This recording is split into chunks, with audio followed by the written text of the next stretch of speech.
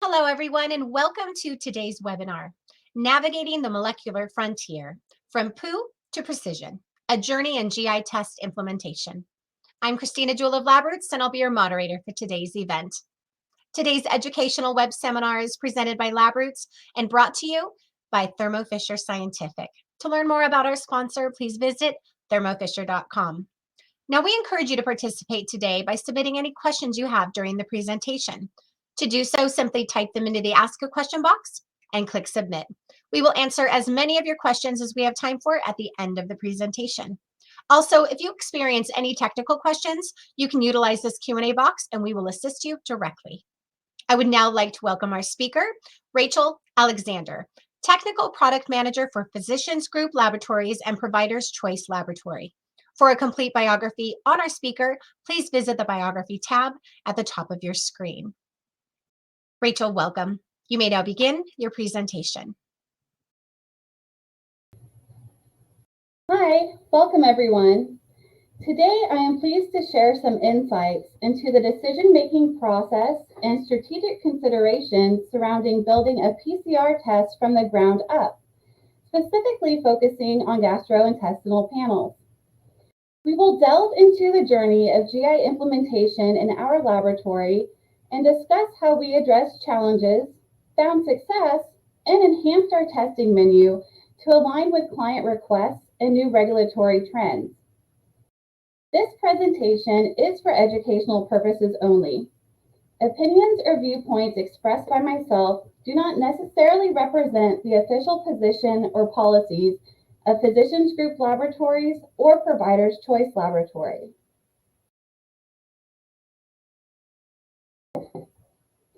Also, please take a moment to read this disclaimer.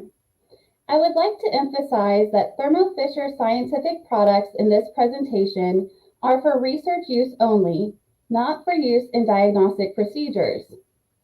Thermo Fisher Scientific and its affiliates are not endorsing, recommending, or promoting the use or application of their products presented today. Any adaptations by PGL and PCL are of our sole responsibility.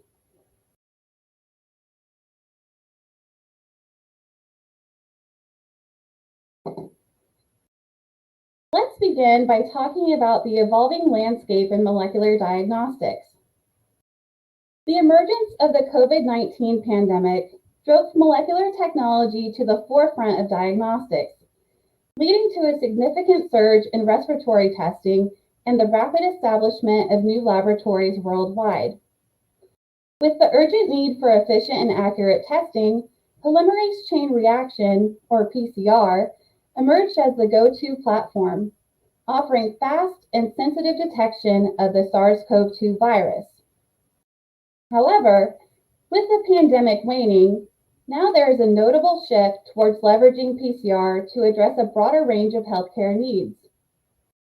PCR's versatility extends beyond respiratory testing, playing a vital role in diagnosing infectious diseases, detecting genetic disorders, and even monitoring cancer progression.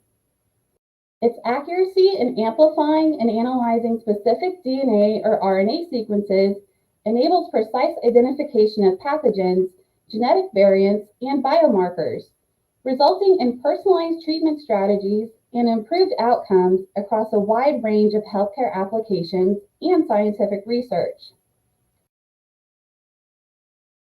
We also see that market dynamics are shifting with the decline in demand for respiratory testing, prompting companies to reassess their strategies. Companies unwilling to adapt may face stagnation, while others can seize opportunities by pivoting towards emerging areas like the gastrointestinal field. The GI diagnostics market is projected to reach $2.5 billion by the end of 2024 and has experienced a compound average growth rate of around 9% since 2021, illustrating the interest in and importance of GI testing.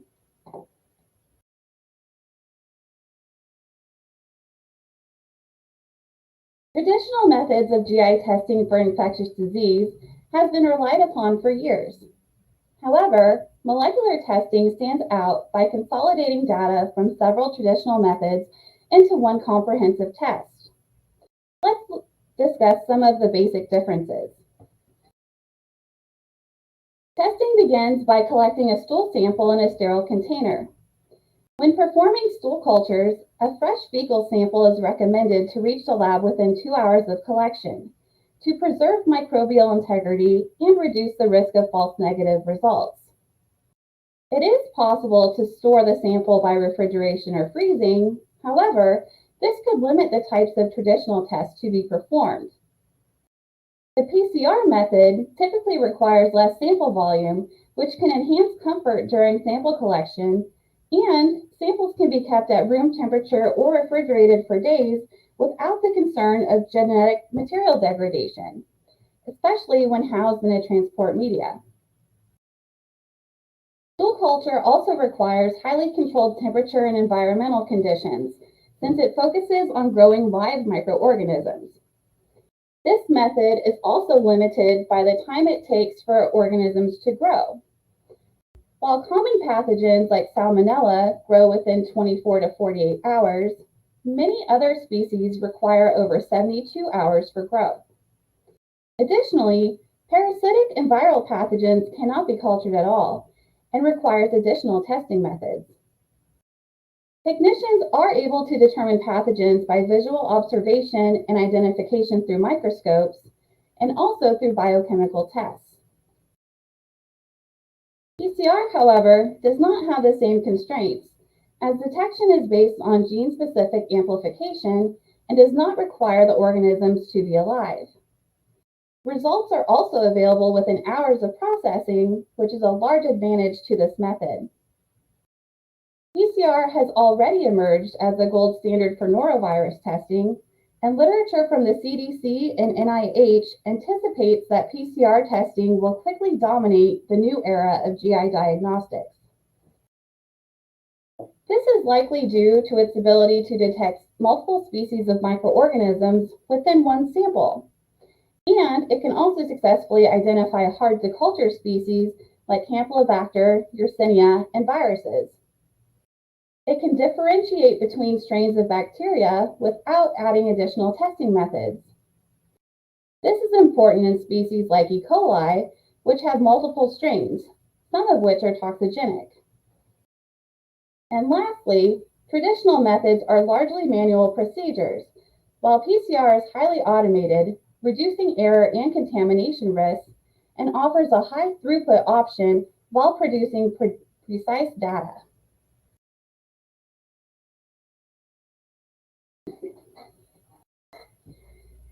So now that we have some background, how do we begin developing a molecular test? Well, one, who and what is this test designed for? Well, PCR can serve multiple purposes depending on the application. So understanding your client base is the first step in development. Next, we want to identify the purpose in testing in order to effectively cater to a desired market. For instance, applications in healthcare would aim to provide quick and accurate pathogen identification, whereas research-based testing may not have the same time constraints or client-facing interactions, but it is beneficial for medical literature in improving overall testing practices. Each market will have specific needs to consider when building a test, and today I will be discussing clinical diagnostics in an educational capacity. Our second question to consider is, what are the appropriate targets or assays to include on your test? Well, determining the right targets to include on a PCR testing menu is incredibly important for a company's success. One way to do this is by understanding different healthcare settings within your region. Would you like to focus on family practice? If so, your test may cover a wide range of pathogens which are found in GI infection across all age groups. Starting with a comprehensive test panel that includes common bacterial, parasitic, and viral pathogens could be an appropriate approach. Or, are your clients primarily geriatric or in long-term care facilities? You may consider prioritizing pathogens such as C. diff, which are more commonly acquired during hospital stays or among individuals with a weakened immunity. Alternatively, a pediatric specialty panel could emphasize pathogens like rotavirus and sapovirus, which are particularly prevalent among young children. And third, what additional trends or metrics should be considered? Well, GI testing also has a seasonality component, which can assist your company in effectively allocating resources to anticipate changes in testing volume. For instance, norovirus infections, commonly known as the stomach flu, often peak during the winter due to indoor crowding, holiday gatherings, and travel, which can easily facilitate the spread of this virus. Rotavirus, a leading cause of severe diarrhea in infants and children, rises in the fall, as infection is often linked to daycare and school settings. But foodborne illnesses such as Salmonella and Campylobacter trend upwards in the summer months due to increased consumption of contaminated foods like undercooked poultry or warm dairy items that are eaten at picnics and barbecues.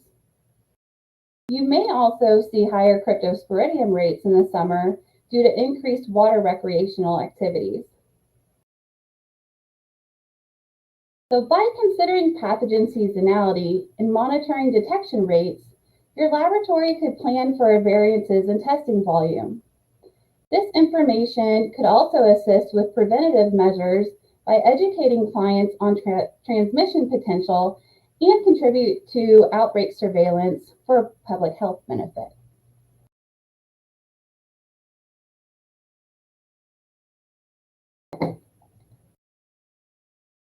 Now that we have selected a market and have a general idea of our pathogens of interest, how can we enhance our test strategic value? The answer lies in the arrangement of assays within either a syndromic or focused panel framework. Syndromic testing means broad screening of pathogens based on clinical symptoms, which is a common approach in GI testing given the similarity of symptoms such as nausea, vomiting, and diarrhea. While selecting syndromic panels for GI testing, you might include tests for common pathogens such as Salmonella, norovirus, and various strains of E. coli. These pathogens are known to cause a range of gastrointestinal symptoms, making broad screening essential for accurate diagnosis. While syndromic tests are important for comprehensive coverage, the client may not find that all pathogens included on the panel are medically necessary in some cases. A different strategy could be to create focus panels. These panels could target specific pathogens that may be more relevant to a client's needs. If taking into consideration additional demographics, such as lifestyle and age, in addition to their clinical symptoms. For instance, a focus panel may only include parasitic targets such as Giardia, Cryptosporidium, and E. histolytica, and could be especially appropriate if the individual has prolonged diarrhea or has recently traveled. Additionally, you may want to look at special consideration targets. My company's laboratories are in the Gulf Coast region, so a special consideration target could be to add Vibrio vulnificus to the panel, as it is known to cause illness from contaminated raw oysters, which many people enjoy eating in this region.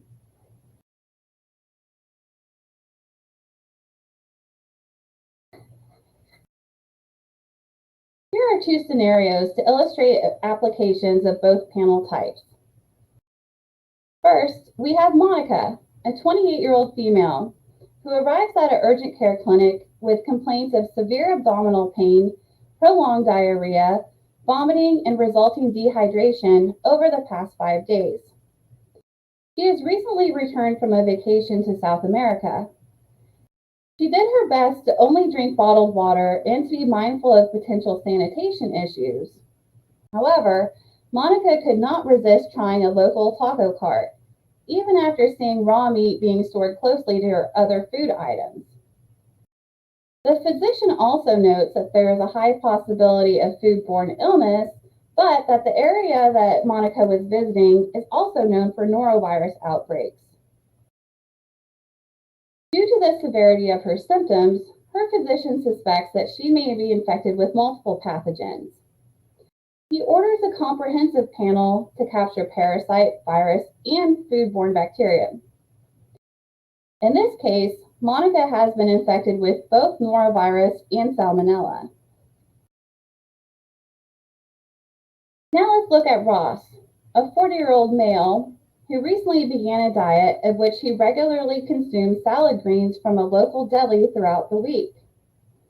Much to his dismay, he has not experienced much weight loss over the past 2 weeks, but has been experiencing bloating, nausea, fever, and sporadic bouts of watery diarrhea. His physician orders a focused foodborne panel in order to determine the cause of the infection due to his recent change in lifestyle. In this instance, Ross has been infected with Listeria monocytogenes, a pathogen which is frequently found on fruits and vegetables.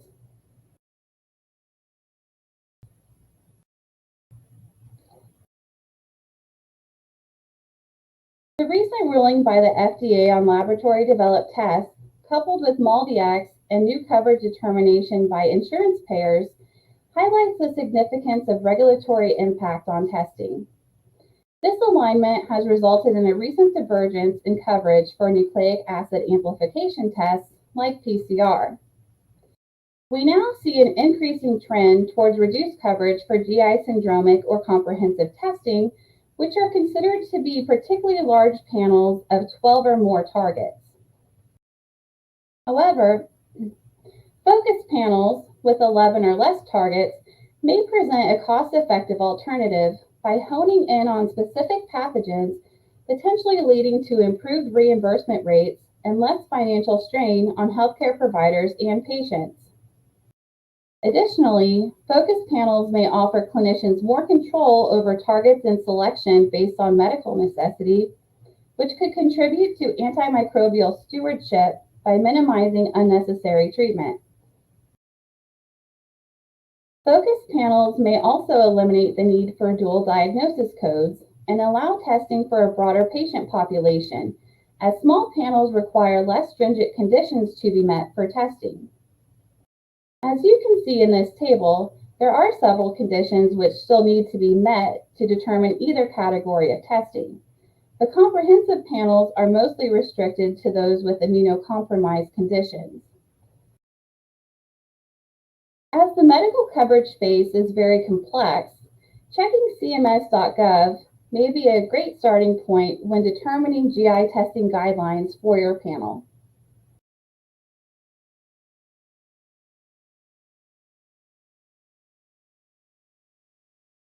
Another resource can be found at the American Medical Association webpage. The fee schedule provided by the AMA outlines reimbursement rates for medical services and guides billing practices within the healthcare industry. Physicians and healthcare providers often refer to the AMA fee schedule to determine appropriate charges for their services and to ensure fair compensation for their expertise. Now, this is not coding advice, but here are some examples of codes found in the current 2024 AMA schedule in relation to GI testing. As you can see, there are panel-based codes depending on the number of targets, but there are some pathogen codes that have specific codes as well. Of course, these items are subject to change, so it is important to work closely with your company's compliance and legal teams, revenue cycle management, coding specialists, and also check the payer guidance to establish correct medical billing for all of your new tests. With these items in mind, a new GI test will be able to retain profitability, maintain compliance, and remain accessible in the market.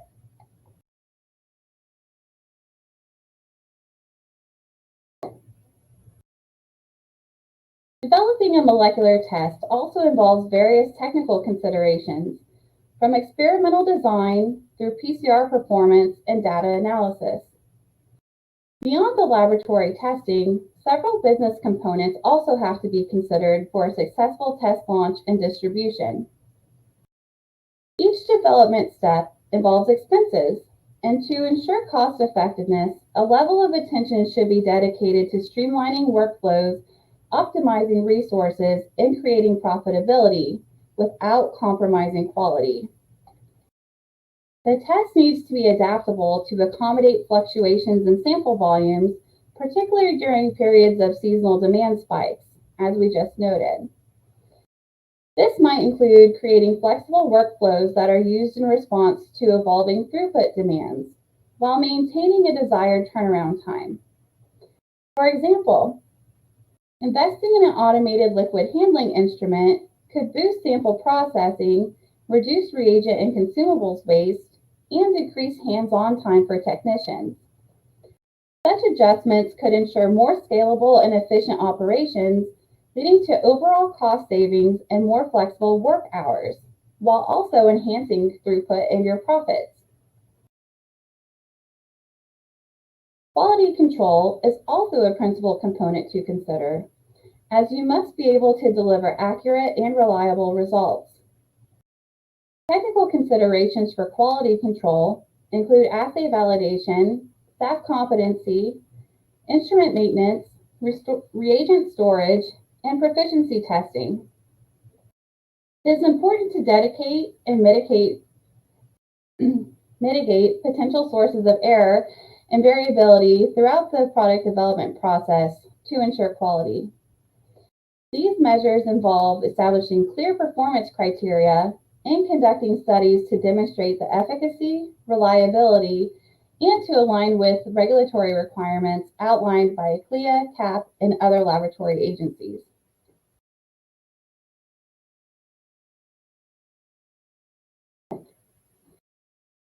Customer satisfaction involves anticipating the needs and preferences of your client by consistently delivering products and services to meet and hopefully exceed their expectations. A way to enhance customer experience with a GI test can be to prioritize convenience. This may begin by offering online bookings for appointments or prompt delivery of specimen kits, including the option for courier pickup if requested. Patient comfort for GI testing should also be considered and can be achieved through flexible sample collection options, such as fecal swabs and transport media, which could be collected at home, assisting with patient privacy while also increasing sample stability. Additionally, implementing secure and efficient sample transport mechanisms, such as prepaid shipping labels or conveniently located clinics, can streamline logistics and reduce burden on the patient, allowing them to focus on their health without unnecessary hassle. It is also beneficial to offer educational resources which explain the benefits of the testing being performed, FAQs, and easy access to customer support personnel. These items all contribute to building trust and confidence in your test and help the client to know that they are valued. And of course, it is always important to listen to feedback and resolve any issues promptly as they arise.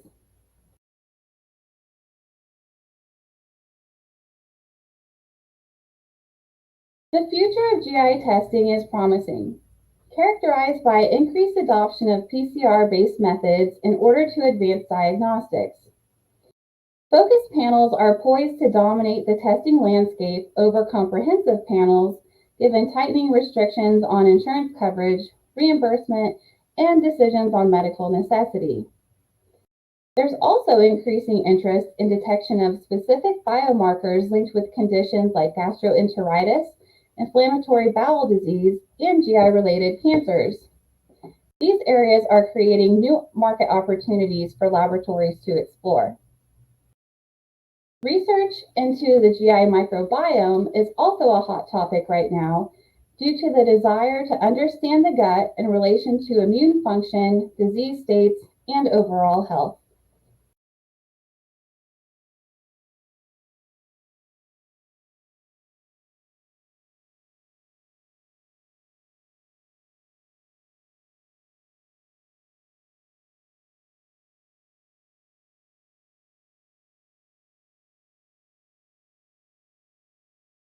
Now let's move on to a personal case study of our laboratories. PGL and PCL are two sister sites operating under common management.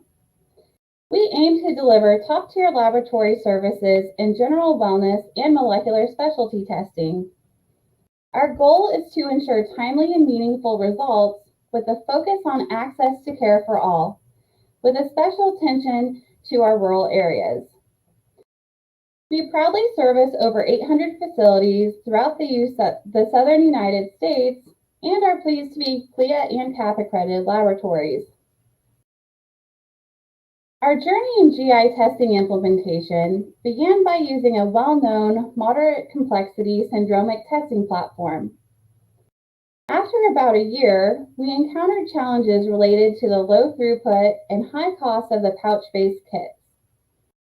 And despite the simplicity of the laboratory protocol, manual setups consumed excessive time, and recurrent instrument issues led to a surge in samples requiring reprocessing.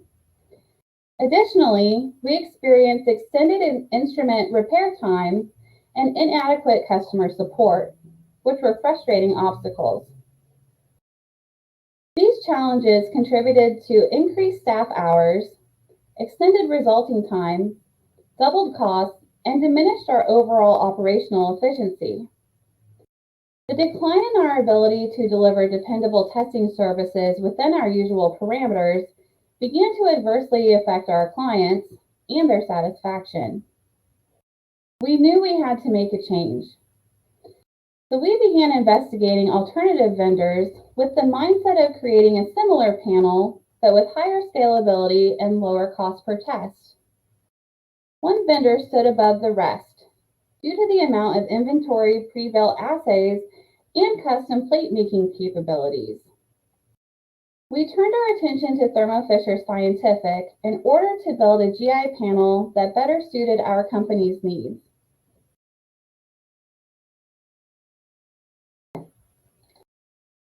Starting from the experimental design stage, PGL initiated the development of a research-based comprehensive panel.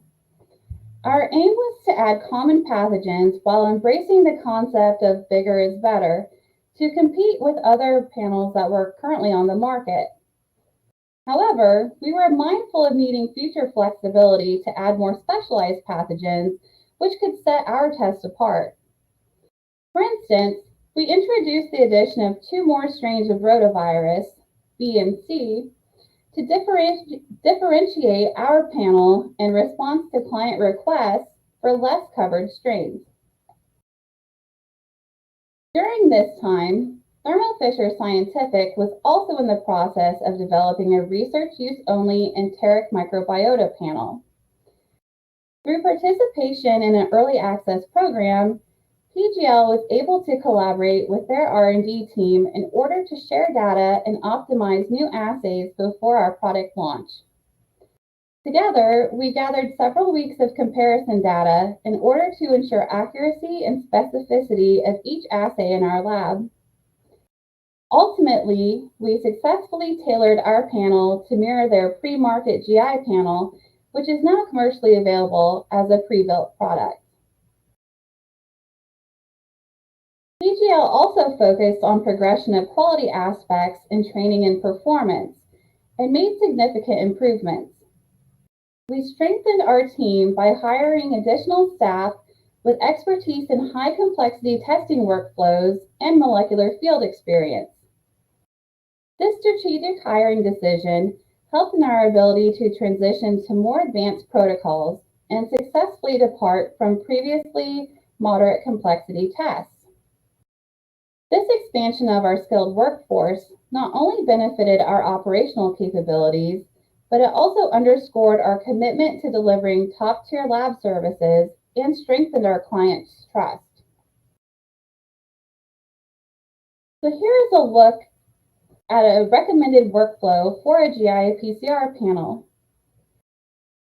First, we have sample receipt, which would include sample quality, intake, and pre-analytical steps. Then we move to RNA and DNA extraction. Our laboratories use the Kingfisher Flex system and use both the MagMax Microbiome Ultra and MagMax Prime line of reagents. Our panel goes through reverse transcription, so there's a pre-amplification step added here. Next, we move on to loading the DNA onto an open array chip with the AccuFill instrument. From there, real-time PCR is performed in order to detect pathogens present within the sample. This takes about 2.5 hours on the QuantStudio 12K Flex. Finally, there is data analysis, quality control, and LIS reporting. The open arrays can house up to 48 samples, and 4 open arrays can be run on a QuantStudio 12K at once. The runtime is the same whether there is 1 or 4 open arrays loaded. So this gives our laboratory a maximum throughput of 192 samples and a 5-hour runtime per instrument. Our current cost per test is around $50. In contrast, the moderate complexity test we previously used had a shorter overall process time of about 1.5 hours, but was only able to process 1 sample within that time frame, and it was completely dependent on the number of instrument modules that we purchased. The cost per test was around $130 for that system.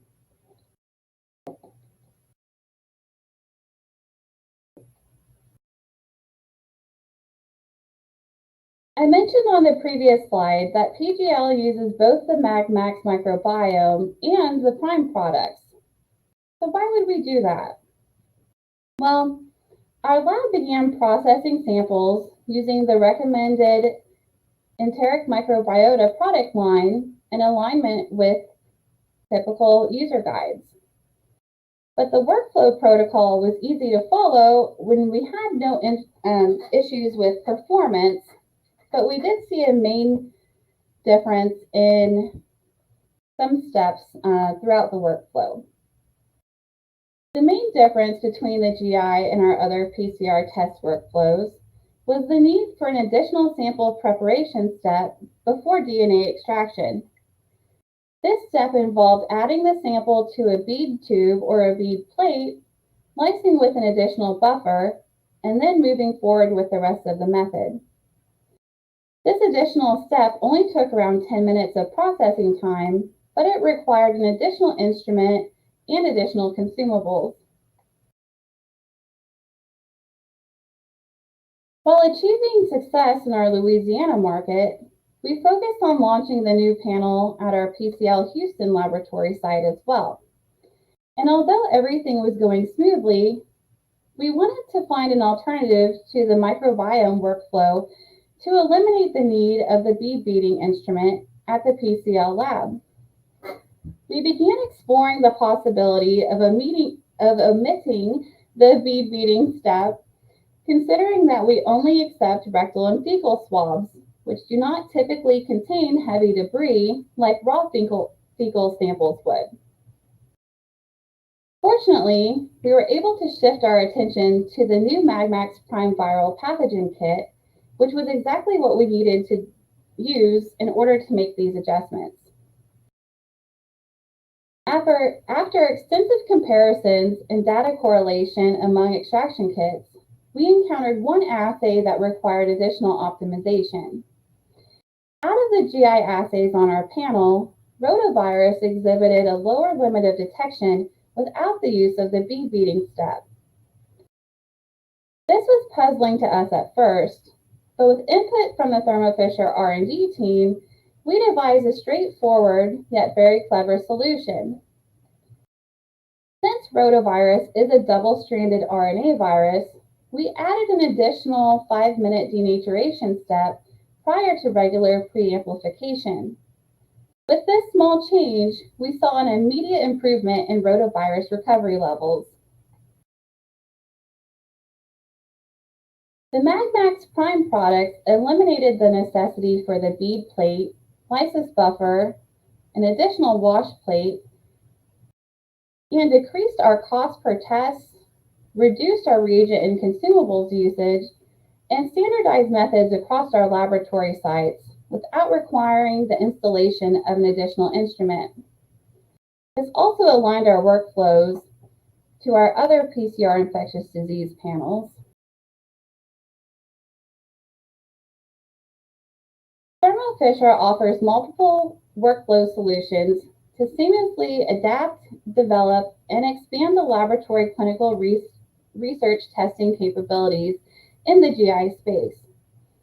They offer pre-built or custom panels, which are available as single tubes, array cards, open arrays, or 96 and 384 plates.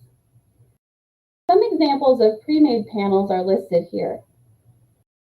All products are compatible with the QuantStudio family of instruments, which is a convenient and adaptable platform serving different levels of laboratory needs. As mentioned, PGL and PCL uses the QuantStudio 12K instrument, and we enjoy using the open array panels. For instance, our GI panel can be ran as one comprehensive test or as smaller focus panels such as parasite, foodborne illness, or E. coli specialty. The multiplexing ability of the open arrays has been extremely valuable, and it is best for our current processes. However, if we develop additional small specialty panels, we may consider transitioning to lower volume plates to keep costs down while still maximizing the number of samples per run. The Thermo Fisher pre-designed assays are versatile and can be used easily in different formats, and is still compatible with our instrumentation, which would make this transition very easy. In addition to GI application products, Thermo Fisher Scientific also offers a broad portfolio of solutions for other disease areas in research and diagnostics. You may find more information at the website listed here.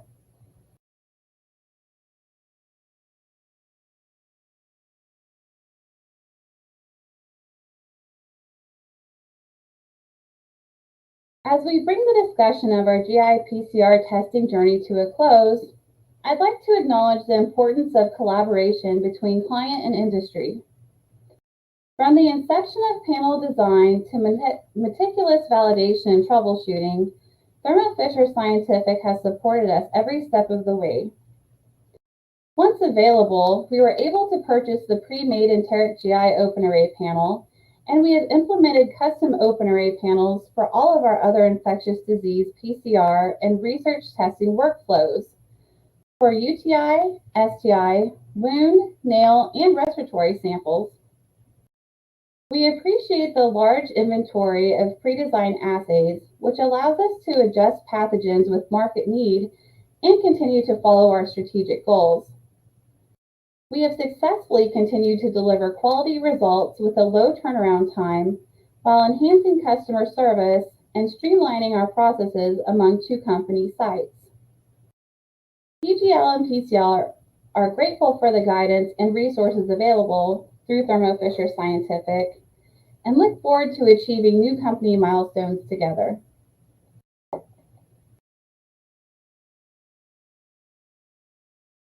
Thank you so much for listening to me do this presentation today. If you have any direct inquiries, please contact me directly at my email here or by phone, and please also visit us at our company website. Thank you.